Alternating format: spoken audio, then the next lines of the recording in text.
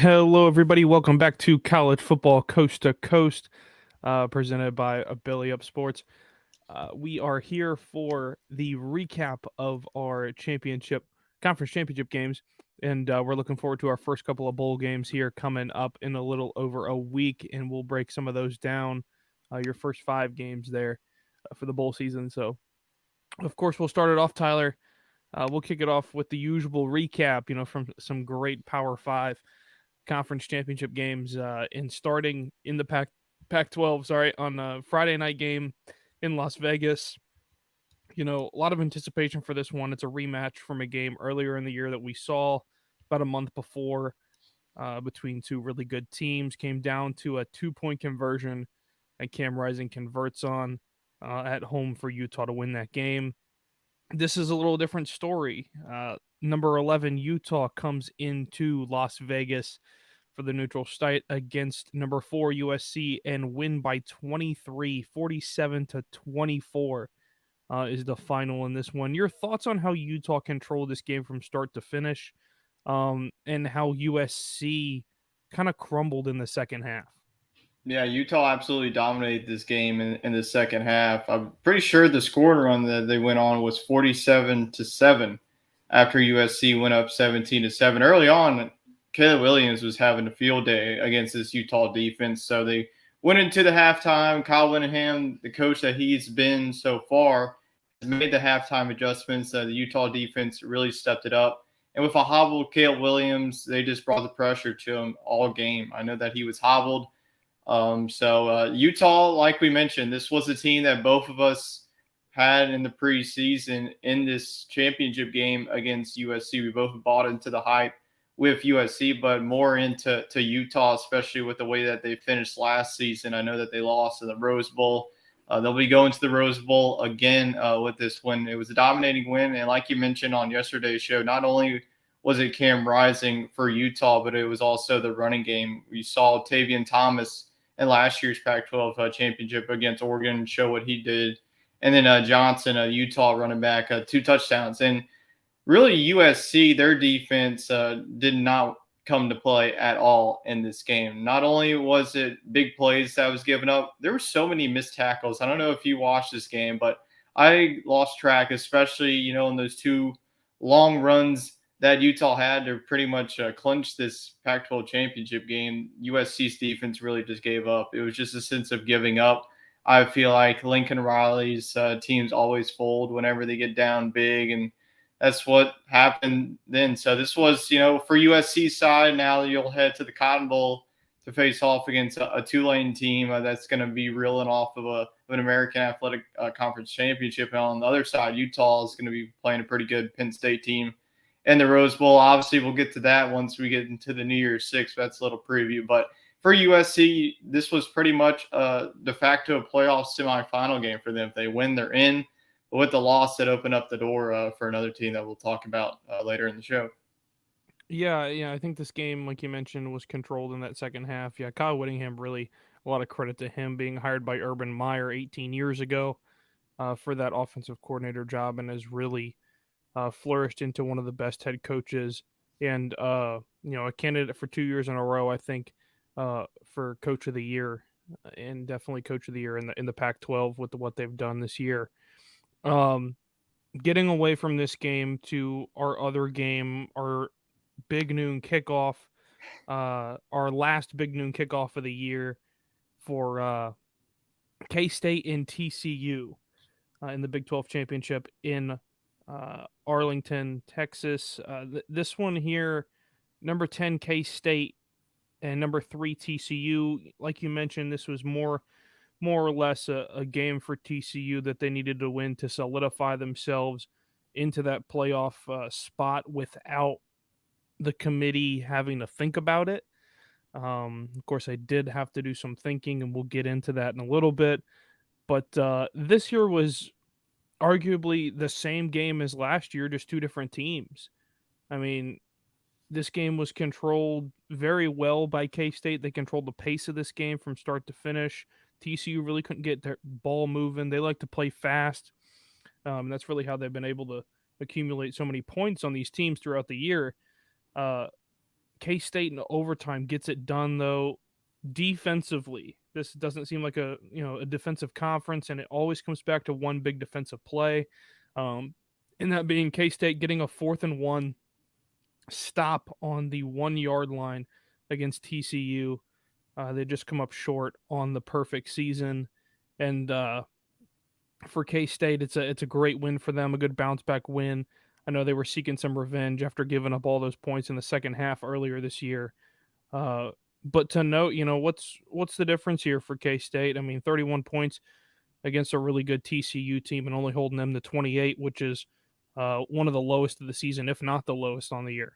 Yeah, the difference was Will Howard. I feel like for Adrian Martinez, whenever he went down, this offense just got better with Will Howard. And like you mentioned, you made a good point with the Big 12 championship the last 2 years has come down to the final possession. Last year, Oklahoma State got stopped at the 1 yard line for Baylor to win. And now this year, we see K-State do the same thing to TCU. So this was a game. I mean, this was the game.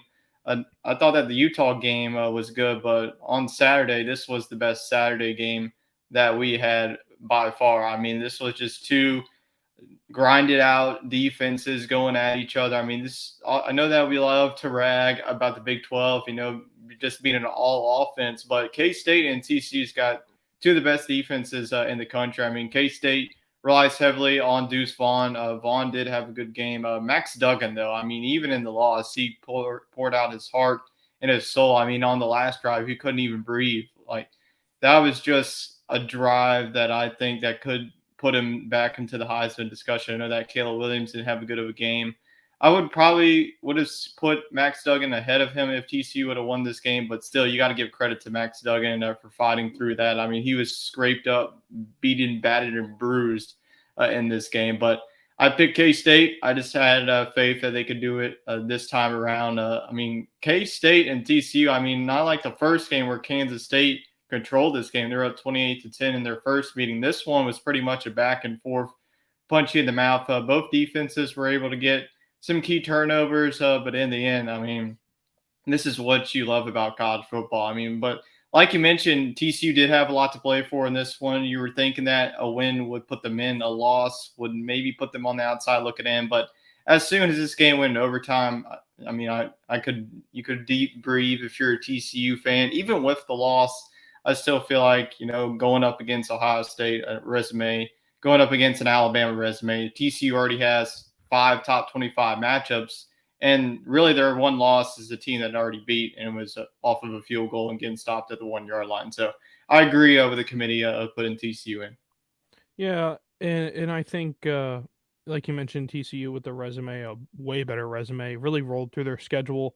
It was some key victories there, and it speaks for themselves. I mean, you get rewarded, and that's really the feel-good story for the smaller programs. And TCU is a Power 5 program, but they've never been that top tier Yeah. Power 5. So it's good to see them back. It's been a long time, so it's good to see them back there, hanging Well, out that's a within good the top point. I four. mean, whenever TCU was in the Mountain West, it was TCU and Boise State really controlling that. So, I mean, TCU, this really shouldn't be a prize if you're just a casual college football fan. I mean, this TCU program has been a sleeping giant, and to them, the future is bright for them in the Big 12. Once Texas and Oklahoma leave, and now you're getting a team like a Cincinnati, who's really without Luke Fickell, you don't know what the future is going to be for them. UCF with Gus Malzahn, they're looking pretty good, and then BYU, it could be a team that you just never know what version you're going to get with Solani Kataki as their head coach. So I feel like TCU could be the top dog moving forward with the Big 12, especially with the way that Sonny Dykes has built this program. I mean, this is his first year at TCU. So, in my opinion, he's the coach of the year. I know that Jim Harbaugh did a good job, but in your first year to bring TCU, where all the hype was around Texas in the offseason, Oklahoma State was getting a lot of hype. You got to give it to Sonny Dykes and TCU. I mean, this is a program that's been really a sleeping giant, like you mentioned. I mean, they're a powerhouse in the group of 5 along with Boise State. But to see them now get a chance in the college football playoff is definitely going to be something that I'll be watching for. Yeah, the feel-good story of the year, and hopefully they can cap it off with a big national championship, and there's a couple roadblocks in the way of that. And, of course, one of those being the winner of the SEC. based on their championship win on Saturday night between number 14 LSU and number 1 Georgia. This game was controlled by Georgia throughout. Defense was the key in this game, and Georgia's defense did enough, pesky enough on defense, to get the stops that they needed to. Turnovers that really hurt LSU, and a couple not being their fault entirely. I mean, you get some wacky things that do happen within the course of a game, and 50 points though to Georgia is a lot. I mean, there were teams like Georgia Tech that didn't even give up 50, to Georgia this year. I mean, that's the part that really baffles me. And this LSU defense has shown signs of greatness this year, along with real struggles. I mean, 30 points on offense is okay. And of course, I think you'll get more into the meat and potatoes of those 30 points and how that happened. But I mean, for me, it's defense. Your guys really need to step up and play good defense. You played it well against Ole Miss. You played well against Alabama, and this was just a time where it felt like the LSU Tennessee game this year a little bit. Watching it, seeing LSU's defense struggle against a high-powered offense, because Stetson Bennett is a good quality quarterback, and he's arguably going to be top 3 in the draft once it comes around. I mean, or top 3 rounds in the draft, once it rolls around. So I feel like Georgia, this is a big stepping stone. There were a lot of question marks around Georgia that they hadn't played anybody, and this is arguably their biggest test of the year outside of the Tennessee game. So, Yeah. which they had no problems with. So, I fully expect Georgia to show their true colors here in the semifinal and in the national championship. And for LSU, a good season, good quality season for a first year for Brian Kelly. I don't think it's something you hang your hat on. You put your head down about and say, well, we were so close and we didn't do it. It's one of those where LSU wasn't even given a chance this year, and that's the thing about it. Nobody had any thought of LSU. Said, Joe Burrow's out the door.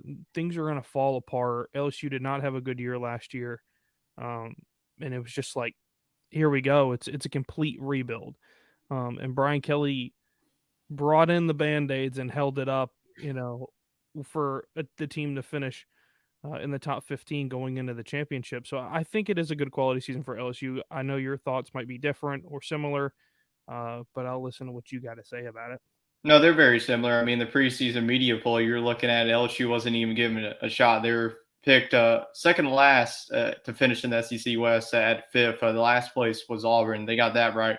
But to win the SEC West in Brian Kelly's first year, especially with the roster, I mean, this is probably not even going to be even close to the best roster that he'll assemble. It was good transfer to get Jaden Daniels. I mean, without Jaden Daniels, where's this LSU team? Are they even a 9-win football team? I think the answer is no. I mean, I feel like in the LSU fan base, there's a split between Jaden Daniels. Some love him, some hate him. I'm in the boat of I love him. I mean, he can just do it all, and you can just see on Saturday that he wasn't 100%. Once he got tackled a couple of times, I mean, it was just done for him. You just don't want to ruin a kid's. It was a really, I hate to say, like a meaningless game for LSU at the time. It was 42-17 at that rate. Just put in the backup quarterback, and hopefully you can get Daniels back for the bowl game. But like you mentioned, I mean, this LSU defense has been up and down all year.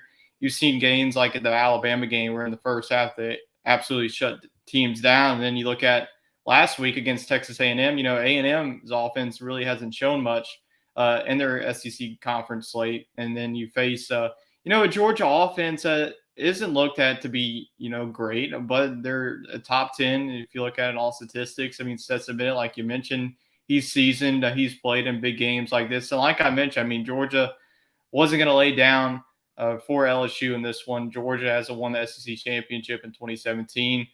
They've been close against Alabama, so they were just going to pour it on, and it started wacky in this game. LSU was driving, trying to go up, kick a field goal, and the special teams, like LSU fans know, has been a thorn on their side the whole year. Georgia went up 7-0 because of that. So honestly, this was expected. But just going back to your question, is this a good season? I would say yes. If you would have said that we were going to that SEC championship, 9 wins, and going to a good bowl game. Going to the Citrus Bowl against a formidable opponent in Purdue. So I know that Brian Kelly will have his squad ready. Purdue is definitely not a team that you don't want to overlook. We've seen what they can do. I mean, even looking in the first half that we'll talk about in a couple of minutes here. I mean, Purdue gave Michigan a game, but going into this one, LSU's defense just running out of gas at the end of the season. Really, the main concern has been their secondary depth is showing, and then their defensive line hasn't been able to get any pressure on the quarterback. I mean, Stetson Bennett had all day to throw, to look to Brock Bowers, to look to Ladd McConkey, Darnell Washington. I mean, it was just a Georgia offensive showing. I mean, 50 points against an LSU defense. So, I mean, if you're looking at the score, you would have thought that 30 would have been enough to beat Georgia. But once you look at the whole entire game plan and what happened, I mean, this was expected. Georgia, 20-point win. They were able to cover it and claim the SEC title. Like I mentioned, their first one since 17. So pretty good momentum going into the college football playoff. Like you mentioned, Georgia was a team that struggled throughout the season, against Kentucky, against Kent State, Missouri. But I feel confident about this Georgia team going into the playoff. Yeah, and I think you said something key there, that being uh the hype around the game. And the thing is there wasn't much hype around this game, Yeah. only because of it was a number 1 versus number 14 team. A lot of times, the last few years, since the 4-team playoff, we've really seen the SEC championship have a lot of playoff implications. But this game had zero playoff implications whatsoever, because even if Georgia loses this game, there's an argument that they're still in the top 4. They're pretty much a lock in their period. I think even with the loss, they still had a 90% chance of making the playoff. So, it was a meaningless game, I guess. I mean, it would have been a good stepping stone for LSU to get an SEC championship in a wacky, weird season way. But Georgia does hold on as expected and cover that 17-point line with the 20-point victory. Like you mentioned just a second ago, with the Big Ten championship in Indianapolis and Lucas Oil, I love that stadium. But Purdue, the Boilermakers, traveled just down the road a piece to Indianapolis to face off against the number 2 ranked Michigan Wolverines, who have been on fire as of late. Purdue puts up 22 on Michigan, 13, in the first half of this one here, and just don't have the recipe to close it out in the second half. I mean, halftime was 13-14 in this one, with Michigan having the 1-point lead at half, and second half is controlled completely by Michigan in this one. I mean, it was kind of a steamroll effect in the second half. Run game, pass game looked well. J.J. McCarthy looked comfortable in the pocket. And I think you got to credit a lot of the offensive line from Michigan. 2 really good classes of offensive line the last 2 years for them, and it's really made their quarterbacks feel very comfortable in the pocket. Running game wise, they open a lot of holes for the running game for Donovan Edwards, and really has been a story player for Michigan, kind of put on the back burner because of what Blake Corum had did early in the year. But really, they do have a 1-2 back tandem that's very scary to watch and play against as a defensive player. Aiden O'Connell played okay in this game. Didn't look 100%. He was battling some personal things with his brother passing away, and it really being a hard time for him and his family. So I do understand a lot of the hardship that went on there within his family and personally. There were signs of good signs for Purdue running the football early in this game. Defense controlled it pretty well. And I thought they would put up a fight, but of course Michigan wins this 43-22 in a big way for a 21-point victory. Yeah, this is something that we're used to for this Michigan team this year. They always start off slow, except for last week against Ohio State. They did start off slow, but they were able to get it going into the half. But you just know that Purdue wasn't going to fall flat. This Purdue team, Jeff Brom, was 3-0 against top 5 opponents. Sadly, that now falls to 3-1. So we'll see if he can close out a good season in Orlando in the Citrus Bowl. But Michigan, like I mentioned yesterday's show, as much as their running backs get credit, this Michigan offensive line, I mean, just handing them the trophy now. This is the best offensive line in the country. So I think that with Blake Corum being out for the season, Donovan Edwards, he's going to be that guy, and he was the guy on Saturday. 2 touchdowns, over 100 yards rushing as he just continued his performance from last week in Columbus against Ohio State. And Purdue's defense, I knew that it was going to be a step down, especially with a guy. I know it's only one guy, but George Karlaftis was really the leader and the focal point of that defense from last year. And just losing him on the defensive line, it was just a battle of the trenches that Purdue just didn't have. Michigan's offensive line dominated that one, and their defensive line. I mean, Purdue, like you mentioned, their running game was able to get it going, but in the second half, it was just all Michigan. They were able to get good run plays. J.J. McCarthy, 3 touchdowns. He did throw an interception, so not his greatest game, but still putting up 3 touchdowns. So Michigan back-to-back and Big Ten champs as Jim Harbaugh, a couple of years ago, he was on the hot seat. You can't forget about that. And now he's really got this program rolling to 2 back-to-back championships in the Big Ten, the toughest divisions in the Big Ten East. You had 3 teams finish in the top 10, Penn State at 8, Michigan at 2, and then Ohio State at 4. So you got to say that, honestly, as bad as the Big Ten West has been, the Big Ten East was definitely by far the best division this year. Yeah, division-wise, yeah, I do have to agree with you. It was just a pounding by those 3 teams.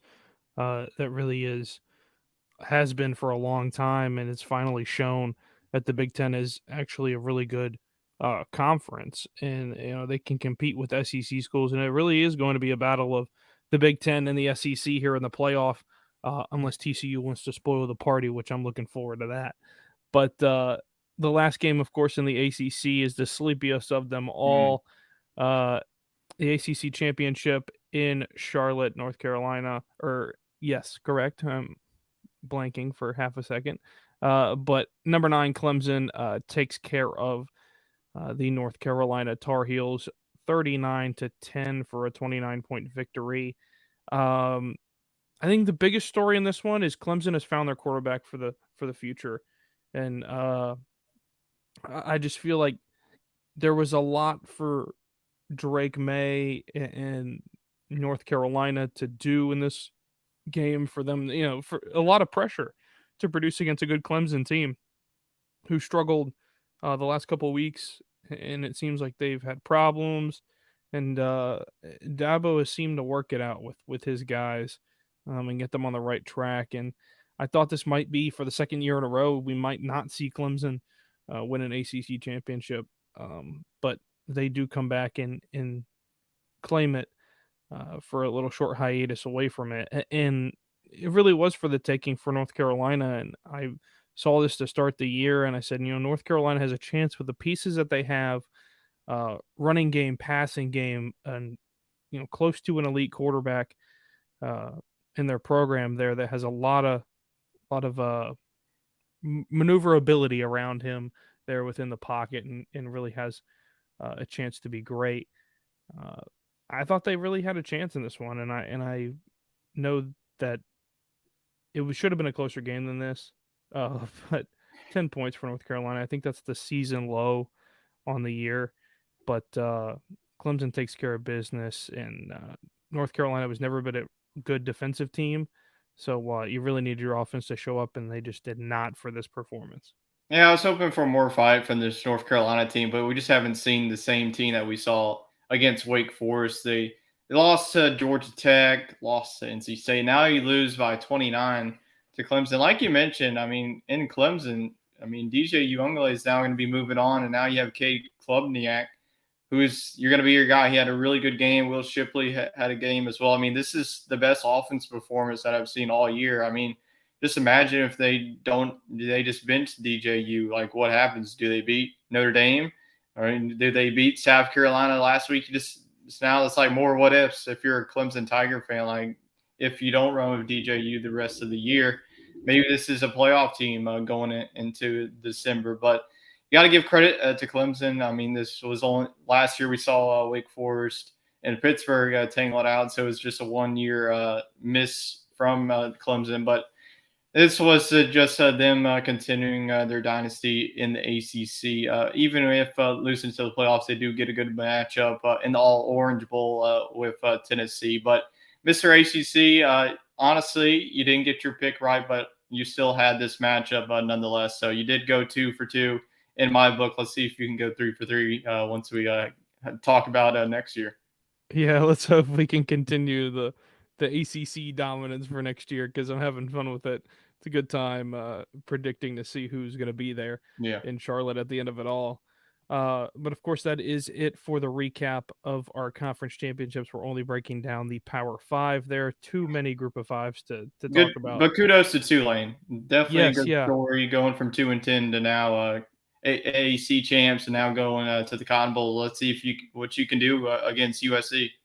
yeah, it'd be a great showing for them and a great opportunity for them to beat a really good team in USC.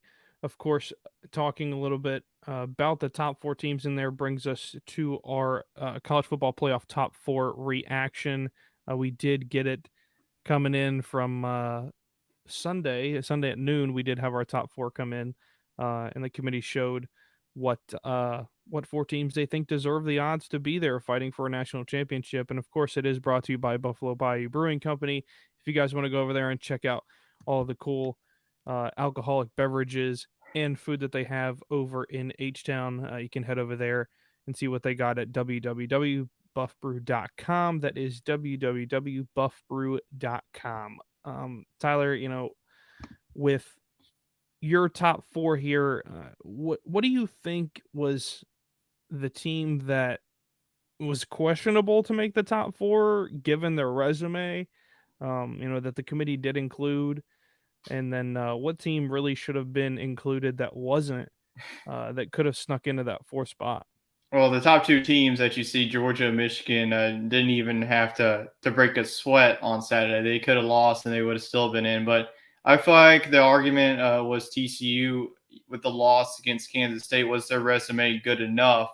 And like I mentioned earlier in the show, yes, they already had 5 top 25 wins. I don't know if it's 5 anymore. It could have fluctuated. I know that Oklahoma State was ranked number 7 whenever they matched up. So maybe it's now only 3 or 2, but still overall, TCU has played in a better overall schedule. Really, the only argument was, is Ohio State going to get it or is an Alabama going to get it? I honestly thought that Tennessee should have been ranked ahead of Alabama. I know you know me that I am very pro on the head to head. And if someone like Tennessee beats them and they're ranked below them, this is another gripe I have. I saw that USC is ranked ahead of Utah. Huh? How does that happen? I know that Utah has 3 losses, but USC has 2. So wait, actually And now both losses coming to that team. yeah. So actually, never mind. I'm reading that wrong. Number 8 is Utah. Sorry, I was watching a show just about now, and they had Utah number 11 and USC 10. But still, something like Alabama and Tennessee, they beat them 52-49. And I know that a lot of people are saying that Tennessee, they got boat raced by South Carolina. It was a bad loss, but I feel like that's not really the loss that's putting them behind. Alabama. I think Hendon Hooker not being healthy is the main reason why that Tennessee is ranked below them, and that's just unacceptable. Honestly, it's not just one player that brought this team to where they are; it's the whole entire body of work. So, I think that Ohio State, I'm fine with them being in. I mean, but I just think that I think Wade brought up a really good point. I think that conferences really just need to move to number 1 versus number 2. I mean, honestly, more people would have watched Michigan and Ohio State, but it just leaves a bad taste in my mouth. I know that Ohio State deserves to be in, but they really were just sitting on the couch. And meanwhile, USC's over there playing for their lives, and they lose on conference championship week. And Ohio State didn't even make it to the conference championship, so they get in because USC lost pretty much on a week that half of the teams aren't even playing. So I don't know. Hopefully, with the playoff expansion, I think that's gonna alleviate that. You'll get the 4 top teams being conference champions. They'll get a bye, and then the rest will be at larges, and then the group of five will get their shot. So I feel like I mentioned, Ohio State has always been that team that sneaks in even without a conference championship. We've seen it in 2014 whenever they lost the game. They did make it to the conference championship that year, but the main year that I know that you always talk about is 2016, whenever Penn State had that head-to-head. So honestly, I do agree with the playoff committee, but it's just I don't know. It's hard. I know that USC lost that game pretty badly, but for them to get really they dropped all the way down to 10, like 6 spots whenever teams in front of them didn't even play and earn a right for the conference championship. So that's really the only gripe that I have. But other than that, I think the top four is right. Well, and it also begs the question and makes you wonder if conference championships count against teams within the top four rankings, because you are the only ones playing. I mean, unless it's two teams sitting at 4 and 5 and they're playing in a Big Ten conference championship, and the number 5 team beats the number 4 team, then I can see that being a thing. Um, but for USC, I don't know. I get that they get spanked, but they did have a really good year, and they were already ranked above And Ohio that's State another issue. before we get into Looking the at game. this is actually what I meant, that USC is above Penn State right now. How does Penn State they don't even play a conference championship, but they drop 3 spots all of a sudden? Right, and it makes you wonder. I mean, somebody had to move up, and of course, Utah moved up a few spots, but it doesn't make any sense the way it was shuffled for some teams to be placed above some good teams that lost, and their only losses coming against teams that are ranked within the top four playing for a national championship. I mean, USC's 2 losses are against the same team that will not be playing for a national championship. So it makes you really wonder what was going on there within the committee. And we talk about this every year. And hopefully we only have to do it one more year, and then it'll be on to the next with our 12th team, and we won't have to worry about it. But we'll have plenty more to talk about. And I'm sure we'll come up with something else to gripe about once we get to the 12 team playoff, because Especially in the that off is season. yeah, and that is the name of the game, because there'll be a lot of talks of what's going to happen with the expansion going forward. But moving away from that, folks, it's now our favorite time of the year, and it's bowl season. And of course, we do have our first few bowl games that start on December the 16th. And we will get through a couple of games on the 16th and the 17th that we're going to break down first. And of course, it's some of the low bowl games with some teams that didn't make it too far this year, but we will show you guys what our picks are for those games and who should be there playing in those games. And first, it is brought to you by Fanatics. Our bowl picks are brought to you by Fanatics. If you guys want to check out what they have to offer over there, you can head over to the link within our show in the description in the show notes, and you guys can get all of that gear over there. They are running some sales for the holiday season, and you guys can check that out over there at fanatics.com. Use that code, of course, get yourself some 65% off, because I still think they're on that 65% off train as usual with Fanatics. Tyler, getting to our bowl picks here. First one is the Hometown Lenders Bahamas Bowl in this one, and it is a snoozer of a game, I think, in my opinion. It is Miami of Ohio up against the UAB Blazers. This one I think is fairly easy for the both of us based on what we've seen this season and the two teams. Uh, as far as record goes, I feel like for me, it's going to come down to the run game, and I'm going to go with UAB. I think they're the all around consensus team in this one. They are a big 12-point favorite in this one, so I'm going to roll with the Blazers. Yeah, and looking at Vegas, UAB is already a 10.5 point favorite. So I know that you're saying that it's a snoozer, and it's shaping up to be. I mean, Miami of Ohio wasn't a formidable team in the MAC, and UAB was the team that I know that both of us were really high on. It was pretty much UTSA and UAB that we had the two top teams competing in the Conference USA, especially with that conference. a lot of teams are moving on to the Sun Belt, and then we'll have some more teams move up to the American. But I feel like, yeah, this is an easy pick. Usually bowl games are very hard to pick, but I feel like this is the easiest one out of the bunch. So I think that UAB is going to enjoy their vacation and get a big win here to finish off their season. So give me the Blazers. Yeah, they'll enjoy their lovely time in Nassau, Bahamas, with their lovely trophy and their bowl win. Good for that program who just got kicked off a few years ago with the football, and they've really uh, hit it off with their football program. So I'm glad to see that they are growing in the state of Alabama with the football, and they're getting some decent recruits there. So good for them and a good bowl season, hopefully coming for them. On to our next game here. It is the Duluth Trading Cure Bowl in Orlando, Florida.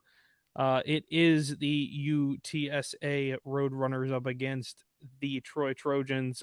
I feel like this game here, it is sitting at a pick'em game right now. Mm. So that's the interesting fact about it is number 25 versus number 24. We don't see this very often when we get into bowl season. Troy is your Sun Belt champion, and I believe UTSA is your Conference USA champ. Conference USA champ. And for them, I feel like that Conference USA champ was a steamroll for them. They are the best team, I think, in the Conference USA with everybody that is left and hasn't moved on. For Troy, they've struggled in some games this year. They did beat Coastal Carolina for that Sun Belt championship, but UTSA has way too much offense, I think, for Troy. So I'm going to roll with the Roadrunners in UTSA in this one. Yeah, this is going to be a dogfight. I feel like this is going to be a high-scoring shootout to start off our bowl season.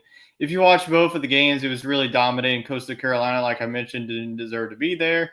That's why I picked Troy in favor of James Madison. That's exactly what happened. Troy exposed them pretty much. But I think that UTSA going up against Troy, this is going to be a battle of who has the ball last. And I think that UTSA will do that. So this is a very tough pick. I like what this Troy team has done, but I just feel like UTSA, this has been their year. They're going to finish out the year strong and get, I think it's going to be like a 38-35 type of game. It's going to be close, come down to the wire, but I have more in faith in this Roadrunner team. I think they're more seasoned compared to Troy. Yeah, definitely have a lot more offensive firepower. Defense may be lacking a little bit, but offense wins games at the end of the day in some of these bowl games. So moving on to the next bowl game here, it is the Wasabi Fenway Bowl in Boston, Massachusetts. Of course, in the baseball stadium of Yep. Fenway Park. Uh, this one here is the Cincinnati Bearcats up against the Louisville Cardinals. I feel like uh, Cincinnati being your runner-up over there in the American Conference, I feel like is or your third place team, sorry, in the American Conference based on their game against Tulane there before to see who had home field advantage. Um, and UCF, of course, winning their game, they made it there to the American Championship, and Tulane took care of them pretty easily, as we mentioned. For Louisville, being in the ACC is very tough, but a decent season for them. It gets kind of overshadowed with some of the other teams there. But of course, there is a lot of ACC teams here in the bowl season, as we'll get to, because they are pretty well-rounded teams on the Atlantic coast. But this one for me is tough because of it being so close with how these teams play, playing style. I think it comes down for me personnel wise.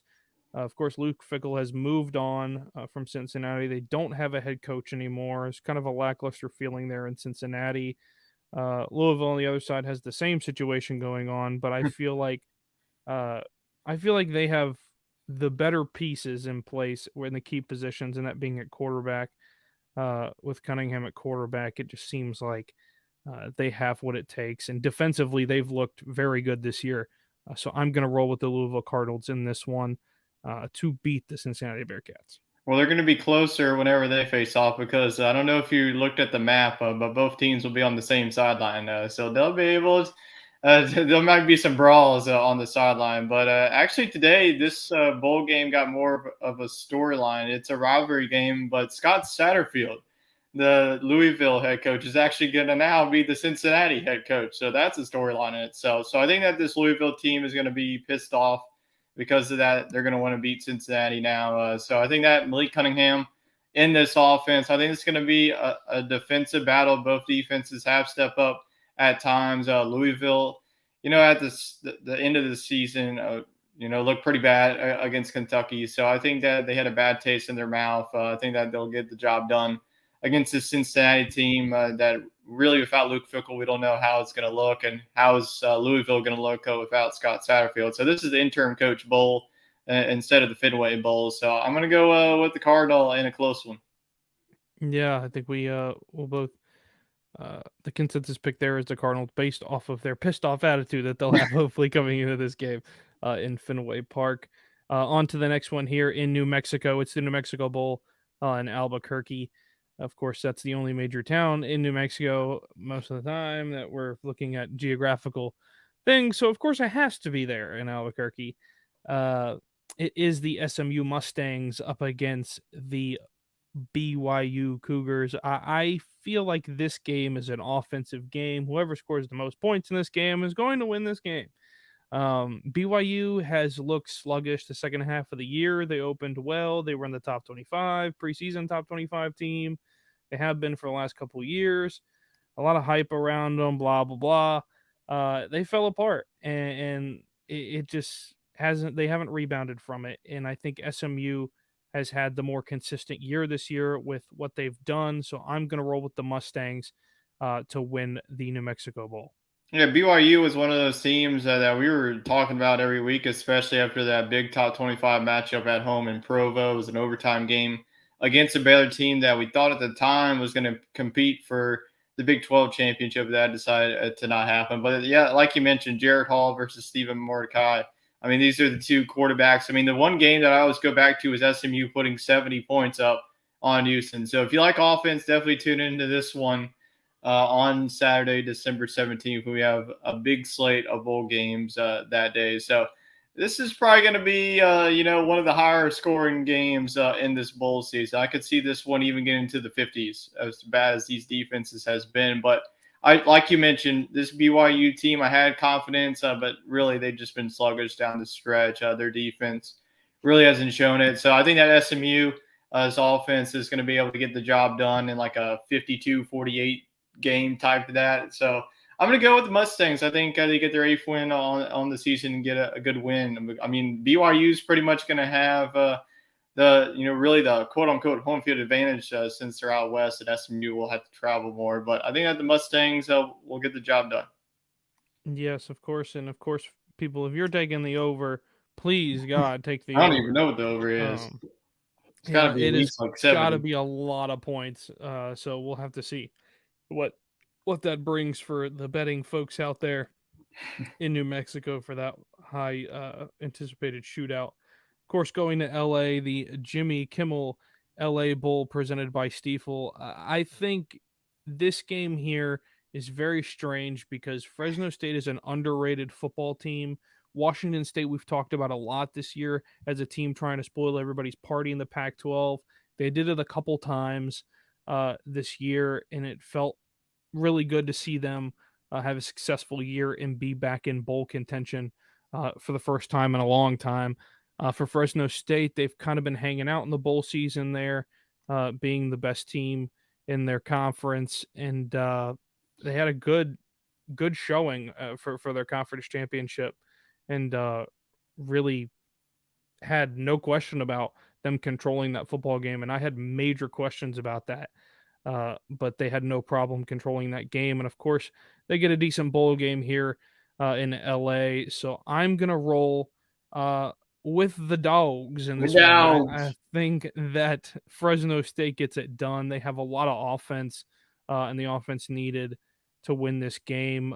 Washington State just doesn't have the offense. Defensively, they do. They might hold them to fewer points. But at the end of the day, I think it's probably going to be a touchdown victory going to Fresno State in this one. Yeah, Fresno State really was lost in all of the hype of the Group of Five ever since their quarterback was out for most of the season. He came back this past weekend against Boise State. And what a time to come back. I mean, Boise State got absolutely dominated in that one. Fresno's defense. I mean, Boise State's offense throughout the year, no one really had a game plan for them. And then Fresno State got the job done. So that gives me more a sense of confidence. I'm also going to go with the Dogs in this one. I think that's going to be one of the more underrated matchups. Washington State is no slouch. They've been a very scrappy team. They can bring it on the defensive side. They do have some question marks on the offense. So I think that Fresno State, the way that their quarterback has been playing, I feel like you have to go with Fresno State in this little West Coast matchup. I do like that they have a bowl game in SoFi. Obviously, that's where the national championship is going to be. So it's going to be a little preview to what that stadium will be looking like in January. But I'm going to go with Fresno State. Give the Mountain West some love. Yeah, and folks, I think that Fresno State has one of the top 5 logos in college sports in No, itself. The bulldog is just perfect. The logo is great. So I'm a big fan of what they've done there with that culture there in Fresno State. So hopefully they get a big win in their bowl game uh, coming up here in a couple weeks. But moving to our next one here, interesting game here. It is the Lending Tree Bowl in Mobile, Alabama, right in my backyard there. So it's going to be a good one here. The Rice Owls will be facing off against the Southern Miss Golden Eagles, a new member of the Sun Belt Conference. Had a good season this year.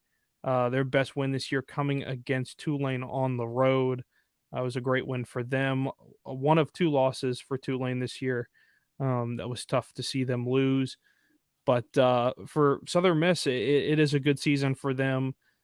New coach, new scheme, new things all the way around, and they've really made something out of nothing there. And for Rice, they get a former Penn State coach and Ricky Ronnie over there to be their head coach, and he's really uh, turned that program around. I mean, they really were a nothing at one point, and they were just lost in the shadows, literally being an owl. But that was that was not anticipated. But them playing in this one, I feel like Southern Miss is going to control this game from start to finish. They're just a better all around team.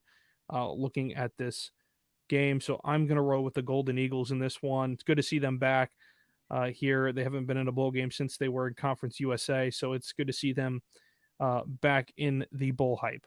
yeah, I feel like this is going to be a prototypical home game. Southern Miss fans are definitely going to travel. It's not too far away from Hattiesburg, and there's a lot of Southern Miss fans down there on the Mississippi Gulf Coast, and you got some sprinkled out there in Mobile.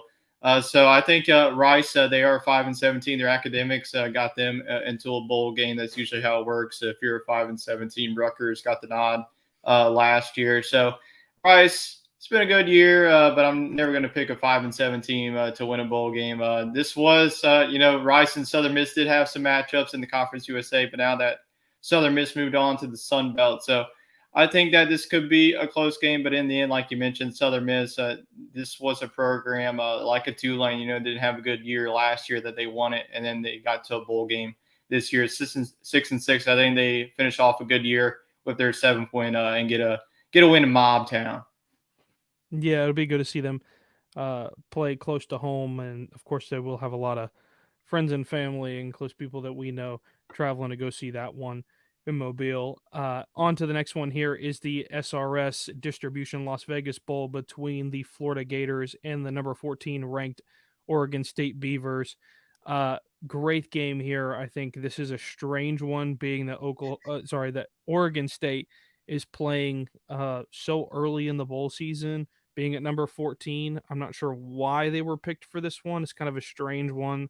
I thought they would play a little sooner. I thought this matchup would be Florida and Oregon. I think I would have liked to see that a little more than Florida and Oregon State, just based on the teams and how they've played.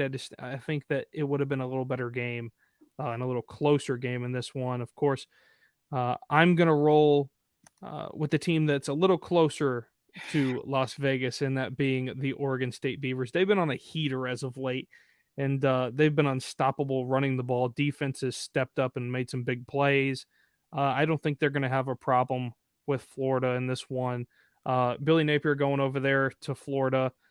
Props to him for what they've done started the season. I thought Florida was going to be a team that might have some under the rug hype in the SEC. You know, their big win against Utah to open the year, but it really fell apart from there in some of those games. And they had a chance to win the Florida, battle for Florida there between Florida State and Florida, and they just gave it away close to the end there. Um, so I feel like Oregon State is the all-around better team in this one, and I am so happy to see them back in contention for the bowl season and back in the top 15. Yeah, I mean, it shouldn't be surprising to our viewers, both listening and watching, that you're going to go with the Beavers. You've been very high on this team, and like you mentioned, the logos. I mean, Oregon State's got one of the better logos as well. I mean, that beaver is there, so I think that hopefully they get either the all black or the all orange unis against Florida. But there's some big news out of Florida. Anthony Richardson is already declaring for the NFL draft, so he's not going to play in this one. So Oregon State is going to win this one pretty convincingly. Florida pretty much just doesn't look like they're not even going to be interested in this bowl game. Florida did have success against their Pac-12 foe, their one Pac-12 foe that they faced in the home opener against Utah. But I think that Oregon State will avenge that. I think that the line right now, Vegas 9 points. I mean, Vegas in the Las Vegas Bowl, you got to roll with it. So I'm gonna take the Beavers not only to cover, but I think they win this game. Yeah, I think they have a good showing here, and of course, I think you take the points in this one for Oregon State. Sorry, and Right, I couldn't think call they them can. Oregon. Yes, I think Oregon State gets a big win here, and of course, glad to see them back. Our last bowl game here that we're going to talk about of the early bowl season, of course, is the Frisco Bowl between North Texas and Boise State. I think that this one is going to be very fast for me. North Texas has had a rough year. I'm surprised they've made the bowl season, to be honest with you, with what's happened this year. I just don't think the Mean Green can get it done in this one, even though they're playing uh, in their backyard for the most part in something like this. I think that Boise State is the all consensus better team in this one. They had a tough time there against Fresno State. They're going to be ticked off. I think they're ready to win a decent bowl game and hang their hat on a decent season for them in the Mountain West. So I'm going to roll with the Boise State Broncos.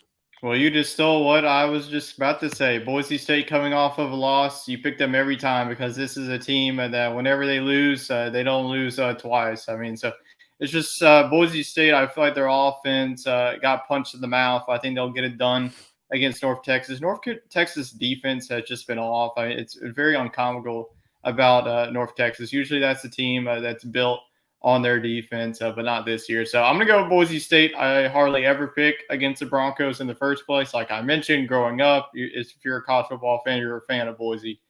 So with Boise being an 8.5-point favorite, I think this is going to be one of the easier picks, like I mentioned, in the bowl slate. So I'm going to go with Boise State. I feel like I've been picking a lot of West schools, except for BYU, but I'm giving the West Coast some love this year.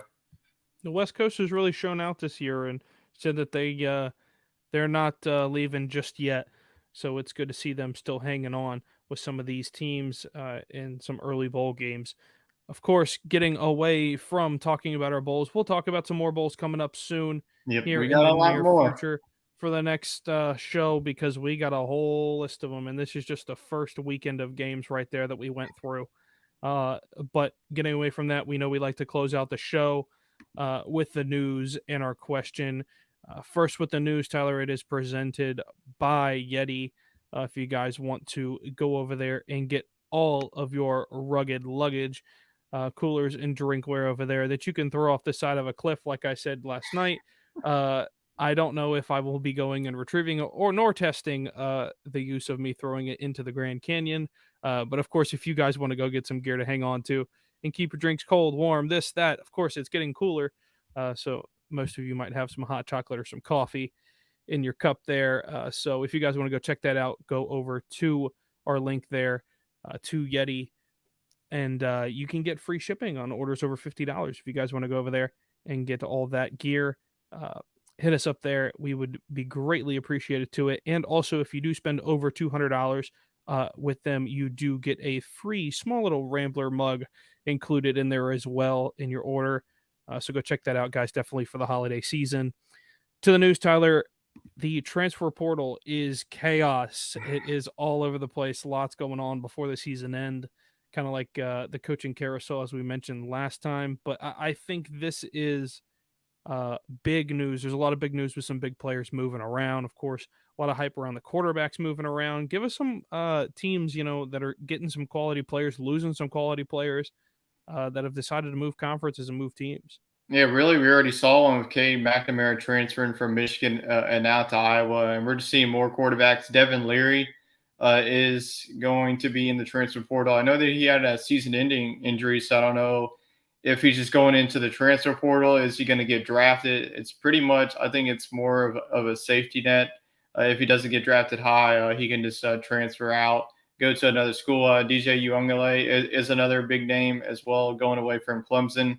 We'll see where he goes. I could see him go to a potential Group of Five school, like a Coastal Carolina maybe. But another name is, I mean, we already seen Pittsburgh got a quarterback as well. So I mean, the quarterbacks are just flushing in as we speak. I mean, Boston College's quarterback just transferred into Pittsburgh.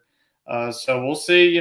This is what college football has become. I mean, you can build up your teams with the transfer portal. I feel like the main key is why these teams are going after him, because LSU started all with getting Joe Burrow out of the transfer portal from Ohio State. So, I mean, quarterbacks, there's going to be a lot of QB needed teams.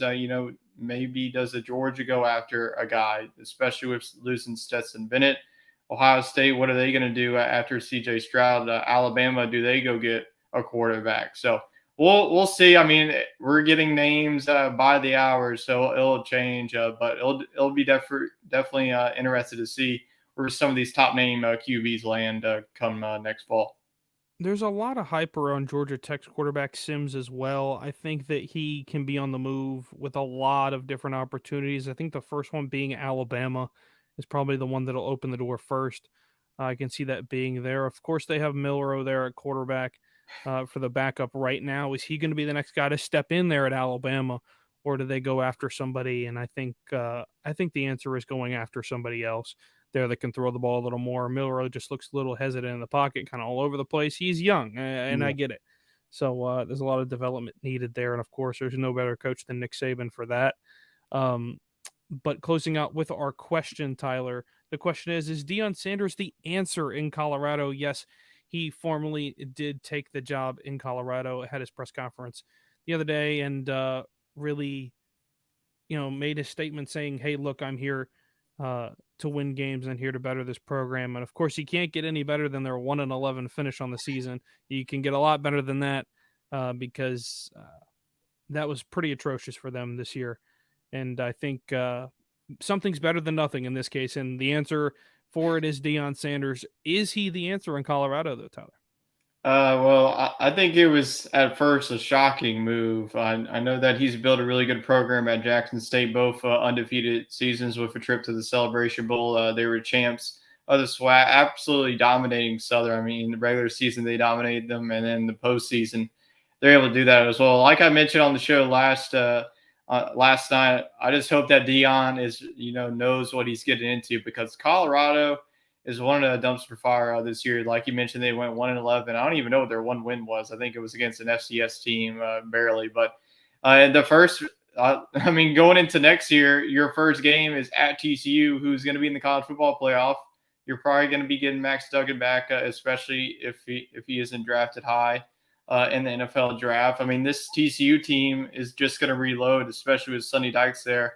I mean, more people are probably going to go to TCU now than Texas, the way that, TCU has already built themselves up. It only took them 1 year. So that's going to be a tough one. They have to play Nebraska at home. That's another home and home that they'll continue. And then, like I mentioned, the Pac-12 is just getting better by the day. I mean, that Utah is probably going to be the class of the Pac-12. Oregon, we'll see what they do. Does Bo Nix go? Does Bo Nix stay? We'll see. But I mean, with the way that Washington was built up, Michael Penix announced that he's coming back. So that's going to be a team to look out for next year. Oregon State, your team that you've been high on, is going to be there as well. So the Pac-12 is going to be loaded and even better next year. So Yes, I think that Dion is the answer for Colorado. I just don't think that there's many people that wanted to go to Colorado in the first place. So I think that Dion, his namesake, will be able to get recruits there that Colorado needs. He's already bringing his son over there. He already announced that his son is going to be the starting quarterback for Colorado because Colorado doesn't really have anybody on their roster that can do that. So Colorado, really, what they need to work on is their defense. They had one of the worst defenses in the country. I mean, Colorado was built on defense even last year. Like I bring up this game every show. It seems like that Texas A&M game when they shut them down. But yeah, it's going to be a lot of rebuilding. I think it's going to be a couple of years until we see the Buffaloes.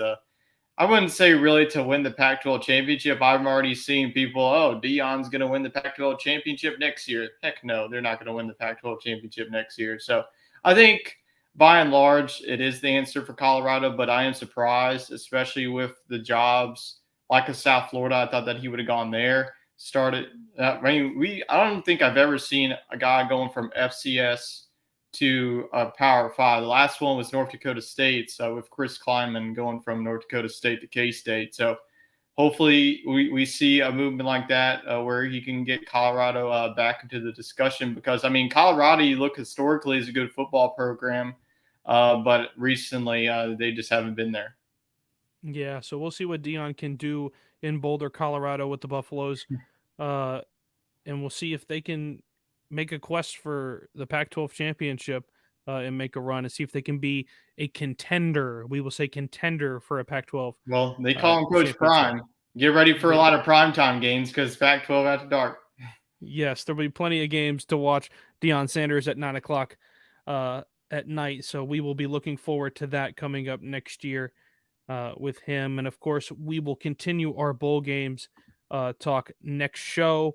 If you guys want to catch any more of the College Football Coast to Coast show, you guys can head over to Apple Podcast and Spotify for our audio show. And of course, over to YouTube for the live show where you guys can comment live in on our show and get our thoughts almost immediately. So we can answer questions on there at any point in time. You guys can hit us up over there. Tomorrow is SEC talk with Wade and Tyler. They will be breaking down a lot of what's happened in the SEC. And of course, the team that's included in the top four there with Georgia. There'll be a lot of talk and a lot of hype around that coming up on their show. And last night we did have the Sports Scramble podcast. You guys can catch that on Sunday nights as well. Chet was out last night, so we brought in Neil from the bullpen to come in and help us out. So Neil came in as our middle reliever and finished it out with us. So we will see you guys, of course, next Monday for our show, and we will continue into the more anticipated bowl games around the country coming up here in the next couple of weeks.